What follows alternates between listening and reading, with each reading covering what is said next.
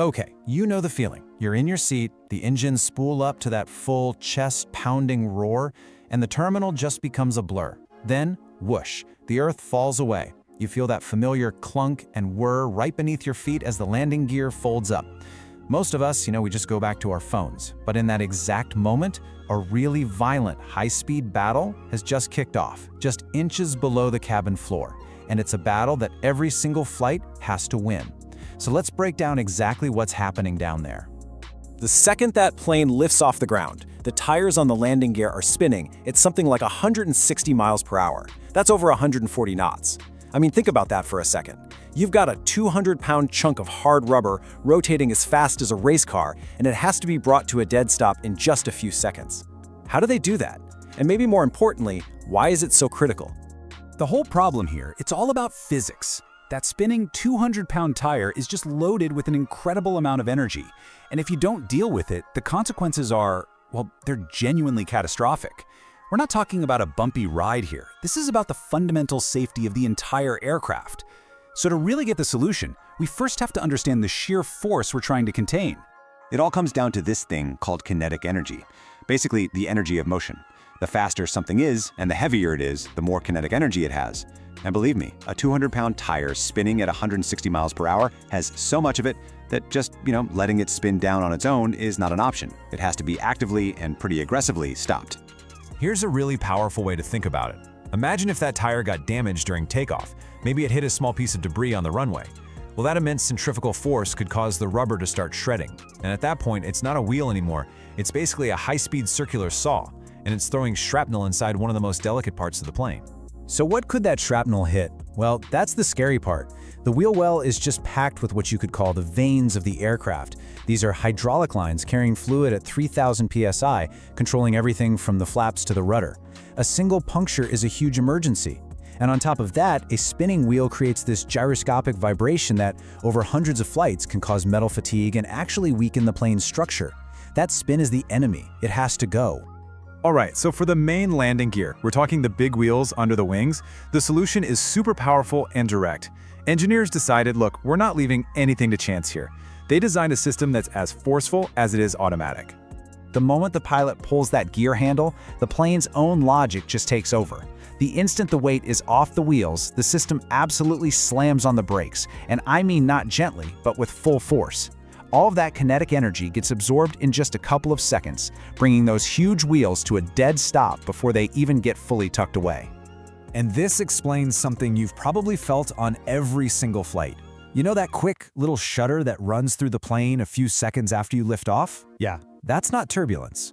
That's the feeling of the automatic braking system doing its job, violently absorbing all that kinetic energy from the main wheels. It's literally the sound and feel of safety engineering at work. But okay, here's where the story gets really interesting. Because while those main wheels have this powerful automated solution, not all of the wheels on the plane have brakes. In fact, some of the most important wheels have no brakes at all. And that is the mystery, right?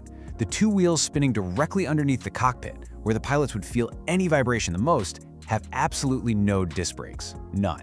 So how in the world do they stop them from spinning? The answer actually reveals a core philosophy in aviation engineering. You see, at its heart, aviation engineering is really the art of solving massive problems without adding extra weight or complexity.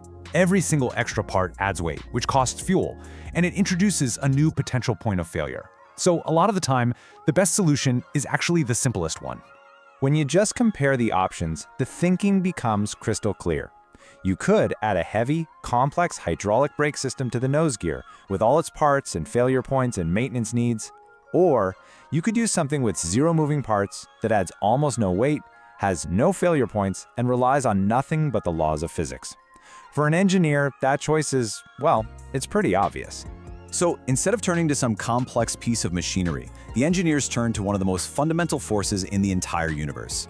The hero of this story isn't a computer or a motor. It's just simple, humble, ancient friction. And the solution is called a snubber. And it is almost insultingly simple. It's just a friction pad, a fixed, rugged piece of wear-resistant material mounted precisely inside the nose wheel well. That is it. No wires, no hydraulics, no software. So here's how it works. As that nose gear retracts up into the fuselage, the still spinning tire is physically guided so that it makes direct contact with the surface of the snubber. The tire meets the pad, and friction does what friction always does. It converts that motion, that kinetic energy, into heat, and it brings the wheel to a complete stop right as it's being stowed away. And this is why it's just such a brilliant piece of engineering. It has 0 moving parts. There is literally nothing to break, nothing to miscalibrate. It's completely passive and self-regulating. I mean, the faster the wheel is spinning, the more friction gets applied. It just works every single time. It's as reliable as gravity itself. So let's just put this whole sequence together for a second and really appreciate the incredible speed and precision of the silent, totally invisible process that's happening on every single takeoff. From the moment the plane lifts off the runway to the moment every single wheel is stopped and stowed away safely, we're talking about 8 to 12 seconds. That's it. In just 12 seconds, the powerful auto brakes have stopped the main gear, and the beautifully simple snubber has stopped the nose gear. It's this perfectly choreographed dance of engineering. And that's really the key takeaway here. What we call the miracle of flight, it isn't a miracle at all. It's the result of thousands upon thousands of specific, deliberate decisions made by engineers who cared about getting every single detail exactly right. It's about trusting that sometimes a simple friction pad is the most advanced solution you could possibly design. So you now understand the invisible systems that stop the wheels from spinning up there. But this kind of raises an even bigger question. What happens when the system that's designed to lower the gear fails completely? What's the last line of defense between a normal landing and a total belly flop? Well, that's a story for another time.